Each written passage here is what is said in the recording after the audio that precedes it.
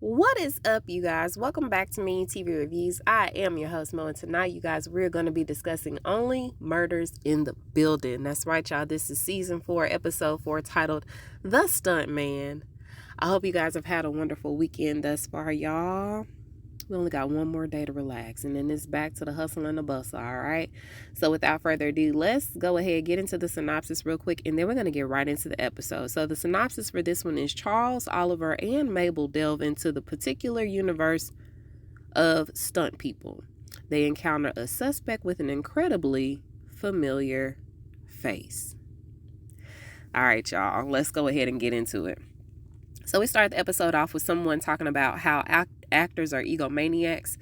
And even though their stunt doubles have always put them as their top priority during a shoot, the same cannot be said if the roles were possibly reversed.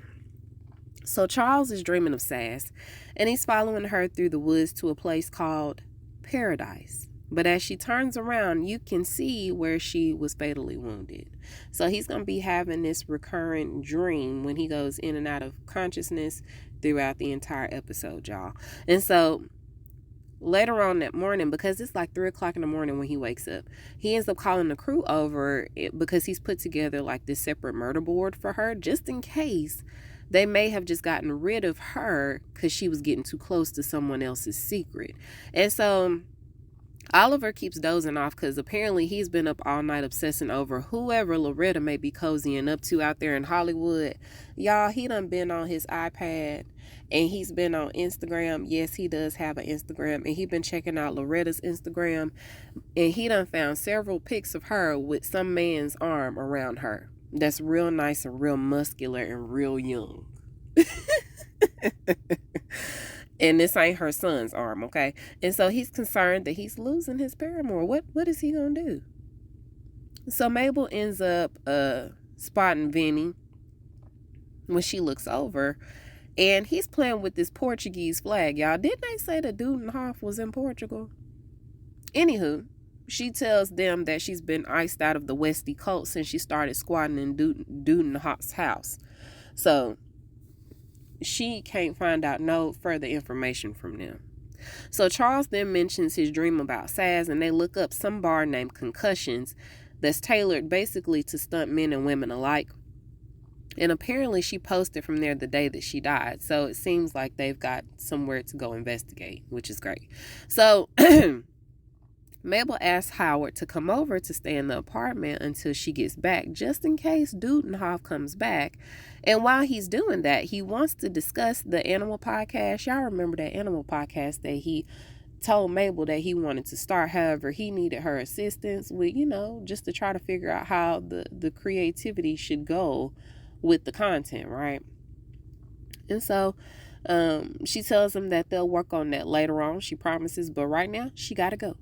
So on the way to the bar, Oliver mentions how he's created this Finsta account where he's supposed to be like this older lady named Veronica, aka Ronnie.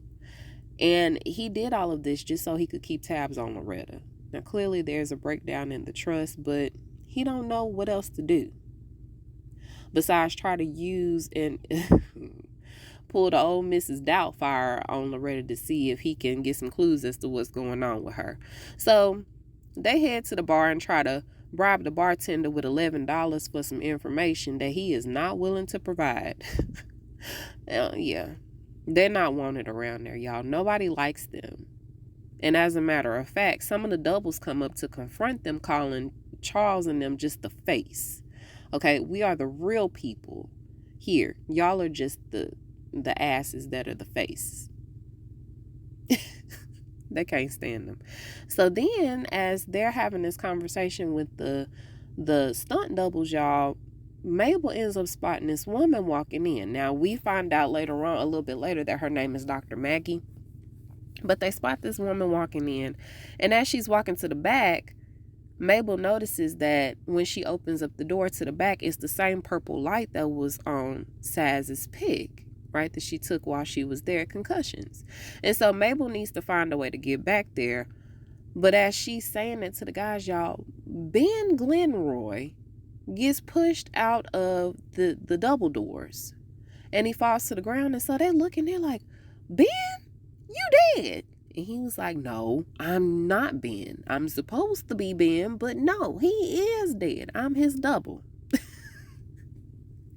And so he starts talking Cash Money with all the other stunt doubles, and he blames them for what happened to Ben, and it's all their fault. And so he wants to give them a piece of his mind with his fist, and so he chases them out the bar. Now once they get outside, he asks them, can they give him a spot on the new movie? Because he had to put up a front in front of his homies, okay? But I really need a new gig, so can you please get me a gig so I can get some money? I don't have anything. Maybe I can be your stunt double, Charles. And he was like, yeah, no, I don't need a double. He don't look nothing like Charles, no way. So they finally agree to do it, right? They finally agree to try to hook him up, but only if he can get somebody back there with Dr. Maggie. And y'all, for some reason, he had a hard time explaining just exactly who Dr. Maggie is, but it turns out, y'all, she's just a chiropractor. And so he confirms that Sass was in a lot of pain before she died, and Charles actually volunteers to go back there because, Sass was his double. Why not? If somebody gonna get beat up, it might as well be me. I'm the reason why we in this mess in the first place, right? So at Mabel's, or at Dudenhoff's rather, Howard is chilling with Hammy Faye. I love these names that they keep coming up with for this daggone pig, y'all. So Howard is chilling with Hammy Faye when a paper slides under the door for auditions to be cast in the movie, right? And so although he knows that he should probably stay in this apartment, y'all, he cannot afford to miss out on what could possibly be his big break into Hollywood. And so we know that he gonna leave. And that's exactly what he does. So he goes to audition, y'all, for this part. And he don't get it. He switched up his voice a couple of times to make it seem more serious when we know Howard cannot be taken seriously. And so, y'all, he ended up saying that he could play himself, and they was like, no, we got somebody else playing you. You don't even make the cut for you, sir. Which was comical. I love that whole scene. And so as that's happening, Oliver is stressing about Loretta, and him and Mabel have a conversation because Mabel's just trying to figure out what's really going on with her friend. Why you acting like this? I ain't never seen you like this. And so he reveals to her that he's scared of falling in love. Okay, I told y'all he was finna get ready to propose to Loretta, and so he tells Mabel that he was finna get ready to propose to her, but he just has all of these second doubts about him being successful with this marriage. Yeah, one failed marriage. I mean, who hasn't been there? Two? Three? Nah. He's concerned. And I was like, okay, well, if you that concerned about it, then why put a label on it? Just let it be. Let you and Loretta be in love, and she ain't gotta be your wife. Okay? But anyway, he feels he gonna jack it up. He's been known to fail at life's big moments a time or two, and he just doesn't want to do this for a three-peat. That's it. And so Mabel was like, it'll be okay. If you love her, y'all should have a conversation and it'll work itself out. So just then, Howard comes in and he tells Mabel how disappointed he is in her because she is not taking his creativity about this podcast seriously. And so he's done with her. And he attempts to give Hammy Faye back, but on second thought, Mabel don't know Hammy Faye's quirks like he do. Okay, she don't know that Hammy Faye like to get scratched up under her armpits. She don't know that. She don't know other little things about Hammy Faye. So you know what? Give me her back. You don't deserve her no way. And so Mabel was like, well, if you here, then who's watching the apartment? Oops. So down at the bar, y'all, in the back, Charles is on the table and he is getting worked out while he's asking questions. That was the only way Dr. Maggie was going to answer any type of questions, is if he got on her table. And so we find out that Sass had came down because she was in a lot of pain, like Ben's double had said. I think his name is Ben too, y'all, but I think his last name is something else. So anyway, She was in a lot of pain, but while she was there, she discussed how excited she was to be moving on to life's next venture. And she also tells him that Saz had expressed how tired of someone she was that was currently in her life. She felt like they were really dragging her down. And she just needed a break. She needed to break away from whoever this person was that was bringing all this negativity to her life. And she wanted to start anew. And she never mentioned, because he asked her, had she ever mentioned a place called Paradise? And she said no, she never mentioned anything like that. And she didn't name any names about who she was referring to that was negative and that she was trying to get away from. But Charles has this sinking feeling that Saz might have been talking about him. And who knows, maybe she was. We got a couple more episodes to figure that part out too.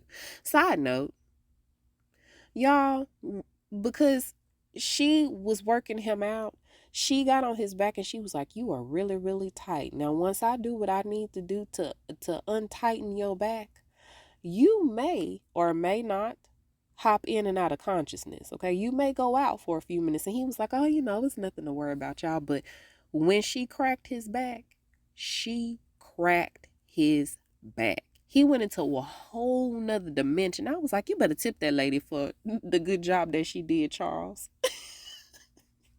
She did a good job. For you to hop into a whole nother dimension because she working your back out that good, that's something serious. So he did, y'all. So Mabel comes back to the apartment to find the Westies in there, and they are trying to move the bed that Mabel Longoria had gave her as a thank you gift, or because she said she didn't need it and Mabel needed a bed. So she gave it to her. So when she came in, y'all, the Westies was trying to move the bed and she was like, hold on, wait a minute. What are y'all doing in here? And give me one good reason why I don't need to call the police right now. I need to know what's going on. And so they explained that they were trying to find this paperwork. The paperwork was hidden in a secret compartment in the wall, y'all. And the reason that they was trying to find this paperwork because it had all the revealing information that they was doing all this illegal stuff. Okay. Turns out they were subleasing their apartments from Dudenhoff. Now, apparently Dudenhoff a long time ago had brought the whole floor. And of course, it's hard living in New York. You got to know people. Either that or you got to be uber rich. And all of them found Dudenhoff and he was very helpful to them. And so they've been subleasing their apartments from him for only $200 a month. I was like, say what? $200 a month? That's crazy. And so I was wondering what type of strings was attached to this deal. What was y'all doing for him for y'all to only have to be paying $200? Now, as far as the woman that was on the radio, because Mabel asked about who the lady was on the radio, it turns out, y'all, that's Christmas got Rudy's ex. And apparently she's going through some mental struggles, okay? She lives in a very dark place. I think they say she lives in Finland or something like that. So she lives in the dark quite a bit. And this is taking a toll on her mental. Okay? So, long story short, Vinny says that they're just a bunch of weirdos who are picky about who they let in on their secrets. But I mean, Mabel, you seem like the right type of weirdo. Would you want to become a part of our weird group? We would love to have you. Y'all know that Mabel gonna say yeah. So later on, the crew is playing cards and talking over all the things that have happened. And Mabel lets them know that she'll be taking the Westies up on their offer to become a part of their cult. Because she'd be a fool not to. She needs a place to stay. And so Oliver mentions how he's finna get ready to put Ronnie to bed because Mabel has been harping on the trust and how there's a lack of it. And if Loretta finds out about what he's been doing, of course she's going to be pissed at him. And then there goes your relationship that you were concerned about ruining in the first place, right? So Oliver has a quick funeral for Finsta Ronnie. And as he's saying this gives Charles an idea. And he says, you know what, maybe I could be Saz's stand-in for her funeral down at Concussions, because that's the tradition there. In order for them to have the stunt double funeral, a body has to be present. And since they never found Saz's body, then they couldn't give her the proper funeral. And so he goes down to the bar, y'all, to offer up his body for Saz's funeral. And so he tells us that, she stepped in so many times for him so he could lay down for her this one time. I was like, oh, Charles. I just love him, y'all. So they start the funeral, and people get up there to say their last thoughts and share some fond memories that they had with Saz. And after each person finishes, y'all, they take a bottle, one of those easily breakable bottles, and they smash it over Charles's head. He was definitely not expecting that. I wasn't expecting it either. And so I was like, oh, with the laugh included right after, right? Because the face that he was making, I was like, Charles is finna be out of here. I was like, I hope don't too many people hit him, because he gonna have a TBI in a minute. And for those that don't know what a TBI is, that's a traumatic brain injury. Y'all, they finna take Charles up out of here. So Ben's double is the last person to get up there. It was two people that went before him, so he's the last person to get up there. And y'all, after he tell his story, he ends up hitting Charles with a real bottle, because it don't break, right? And so one of the other stunt people was like, why did you hit him with a real bottle? He was like, you think I did that on purpose? And of course, this starts this all-out brawl. And after all of the stunt people start to fight on the other side of the pool table that Charles is laying on, Ben is just sitting back and just looking like, yeah, this is what Saz would have wanted. Sent her out on a good note. All the while, Charles is still knocked the hell out. So while he's knocked out, y'all, Charles ends up having a memory of his own. And that's a Saz speaking about what's to come after they retire. Now, they were on the shoot of some Brazo episode, and they were in like this park, right? And it was like this real dumpy place. And she tells him that she has this vision that she wanted to start this trampoline jumping place, so the next generation could not only learn how to fly, but also learn how to fall and get back up, as you often have to do being a stunt double, right? Or just in general in life. And so that was a really great message. I enjoyed that. And so she says that she wanted to name it the Saz Pataki Impact Academy. I love it. Absolutely love it, Saz. And so when he finally comes to, he's got this huge smile on his face, because this may be paradise, right? And so he goes out there with the crew, and he's telling them about it. And we even see the sign. This was supposed to be the future home for her, right? So when they get there, there's this building. It looks really run down. And they start to get ready to go in when they hear a noise. So they go inside. And once they go inside, they're looking around a little bit. Y'all, Oliver ends up turning the light on his iPad, because it's so damn dark, right? And so when he shines the light in a direction, we hear a gun cock. And as they look in the direction, y'all, why is it the executive producer of the movie? And she's telling them to not move before she blow their head off. And that's the way the episode ends. How is she tied back into this? Did she off Saz because of what Saz might know about Brazo? Whatever that is. I don't know, y'all. I'm curious though. Y'all let me know what y'all thought about it, okay? You can reach me at Me and You TV Reviews on Facebook and on Instagram. You can also reach me at My TV Reviews Podcast without the S on the end at gmail.com. Y'all, I love y'all, okay? I hope you guys have a wonderful, wonderful rest of your weekend. Y'all stay safe out there. And until we meet over the airwaves again, I am Mo, and I'll talk to you guys soon. Bye.